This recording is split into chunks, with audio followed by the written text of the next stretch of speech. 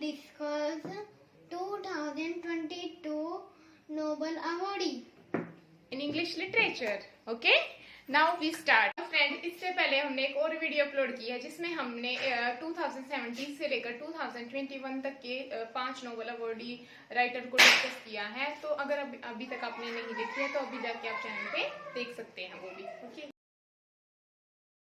ऊपर डिटेल में आज हम करेंगे। तो एनी अर्नेक्स जो है फ्रांस की राइटर है, उनको मिला है 2022 का Nobel award in English literature. तो उनके बारे में आज हम पूरा डिस्कस करेंगे कि उनको क्यों मिला है और उनको किस चीज के लिए ज्यादा फेमस है। ओके, सबसे पहले मैं आपको बता देती हूँ, she is a French writer and professor of literature. Her literary work almost based on autobiography, यानी कि जितने भी उसके लिटरेरी जो वर्क हैं वो मेनली उसकी ऑटोबायोग्राफी यानी कि पर्सनल लाइफ से रिलेटेड हैं। She was awarded 2022 Nobel Prize in Literature. Made this prize for her. किस चीज के लिए मिला? अब देखो, ये जो है एक पर्टिकुलर लाइन, जब उनको प्राइज दिया गया तो स्वीडिश अकेडमी थी, उन्होंने दिया, और जब अवार्ड मिला तो उनके लिए पर्टिकुलर कुछ वर्ड्स का इस्तेमाल किया गया, जिन वर्ड्स को उसके लिए, जैसे कि अब हमारे जो नोबेल प्राइज वगैरह को के अलावा जो आईफा अवार्ड वगैरह भी मिलते हैं, तो ये मिलते हैं ऐसे कि ये बेस्ट एक्टर है या वो, तो उनके लिए एक प्रॉपर जो कोटेशन दी जाती है कि इस चीज के लिए इनको अवार्ड दिया जा रहा है। तो इसी तरीके से जो स्वीडिश अकेडमी थी जिन्होंने इनको दिया, तो उन्होंने प्रॉपर एक पर्टिकुलर कोटेशन दी इनको कि इस चीज के लिए ये इनको अवार्ड दे रहे हैं। तो वो क्या थी? Courage and clinical acuity. Okay, अब करेज का मतलब तो हमें पता है कि क्या होता है। करेज का मतलब तो होता है हिम्मत, एंड क्लिनिकली एक्यूटी का मतलब होता है कि जब कोई अपने विचारों को बहुत ही अच्छे तरीके से कंडक्ट करके किसी चीज के थ्रू रिप्रेजेंट करता है, यानी कि शार्पली कोई चीज, मतलब कि बहुत ही अच्छे ढंग से अपने थॉट को शार्पली किसी के आगे रिप्रेजेंट करना, उसी को क्या बोलते हैं हम? Clinical acuity. With which she uncover the roots, और इन थॉट्स के थ्रू उसने अनकवर किया है उन जड़ों को, उन रूट्स को जो कि अभी तक सोसाइटी में कवर थी, उनको उन्होंने क्या किया है? अनकवर किया है। Okay, next, with which she uncover the roots. Estrangements. Estrangement का मतलब होता है कि जो सोसाइटी में जो चीजें एक्सेप्टेबल ना हो, यानी कि सोसाइटी जिनके खिलाफ हो, उनको एस्ट्रोनमेंट बोलते हैं। तो उन्होंने और किस चीज के लिए मिला है? Estrangement no longer friendly with society, कि उनकी जो बातें हैं वो जस्टिस के लिए हैं या फिर किसी सही चीज के लिए, चाहे वो सोसाइटी उसको एक्सेप्ट कर रही हो या नहीं कर रही हो, इससे उनको कोई फर्क नहीं पड़ता।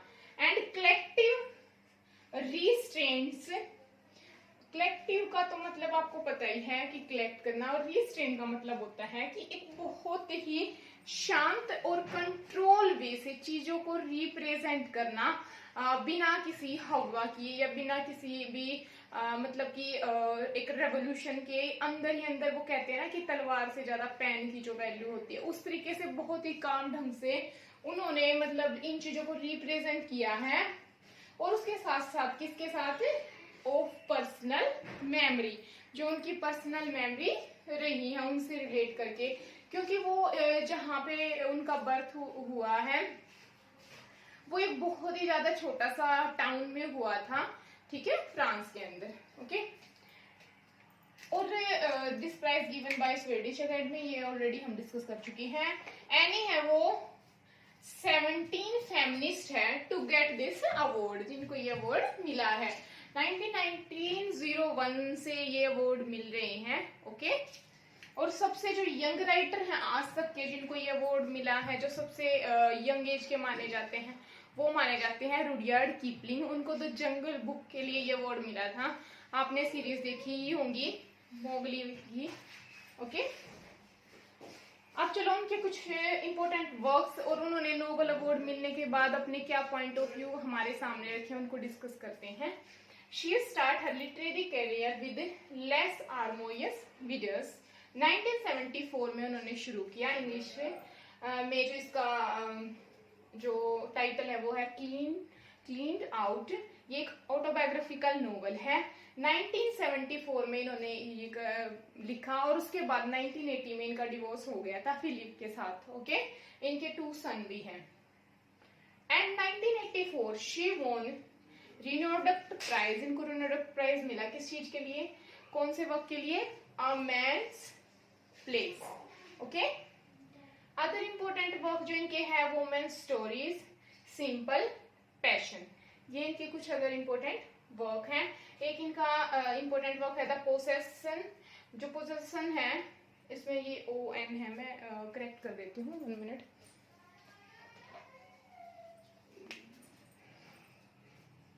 जो पोसेशन है it was listed top 10 book of 2008 by More magazine. ये मोर मैगजीन का नाम है। इसके दोबारा इसको टॉप 10 की लिस्ट में शो किया गया है द पोसेशन को।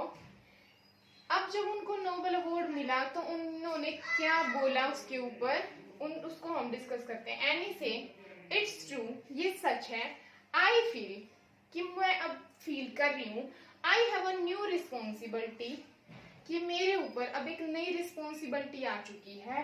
This responsibility is about carrying on the fight against injustice.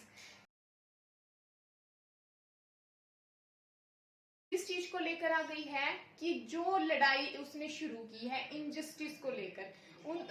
जो एनी अर्नेक्स है इनको फ्रेंच फेमिनिस्ट राइटर भी बोला जाता है। ओके, तो इनकी फाइट है वो इनजस्टिस के खिलाफ। और किसके प्रति इनजस्टिस हो रहा है? Toward women. वुमेन के प्रति जितना भी इनजस्टिस हो रहा है उसके खिलाफ है। And toward those I call the domination ones. और जो डोमिनेटेड सोसाइटी है उसके अगेंस्ट है इनकी fight. Okay, I can tell you I can fight until my last breath. ये कह रही है कि मेरी लास्ट ब्रेथ तक मैं ये जो फाइट है वो करूंगी। और उन्होंने एक और अच्छी लाइन बोली है। इन्होंने बोला कि जो फाइट है मेरी वो उस चीज को लेकर है कि जो फीमेल है उनकी चॉइस है कि वो मदर बनना चाहते हैं या नहीं मदर बनना चाहती। उनकी चॉइस है कि वो अबॉर्शन कराना चाह रही है या नहीं कराना चाह रही। As according to women choice they can decide what they do and what they did not do. okay, तो ये थे इनके कुछ इंपॉर्टेंट जो इनके थॉट हैं। और मैंने देखा कि ज्यादातर जो ये प्रॉपर जो लाइनिंग है इनको एक प्रॉपर तरीके से मुझे समझाना था। वैसे तो आपने पढ़ ही लिया होगा इस कोटेशन को, बट मुझे था कि मतलब मैं आपको एक प्रॉपर इजी तरीके से समझाऊं जिसको आप एक अंडरस्टैंड वे से समझ सकें और अप्लाई कर सकें। अगर घुमा फिरा के भी कभी आपसे या एचटेट वगैरह में या फिर नेट में ही कोई क्वेश्चन मतलब घुमा फिरा के पूछ लिया जाता है तो आप अंडरस्टैंड कर सको उस चीज को। ओके, तो मैंने इसलिए एक एक वर्ड को बिल्कुल अलग से डिटेल में समझाया है, कोशिश करी है बेटर वे से समझाने की। अगर वीडियो अच्छी लगी है तो भाई वीडियो को लाइक करें और सब्सक्राइब करें। ओके, और उसके साथ साथ भाई हंसते रहे, मुस्कुराते रहे, खुश और रहे। अपनी गलियों में साफ सफाई रखते रहे और अपने घर में साफ सफाई रखें। Thank you friends.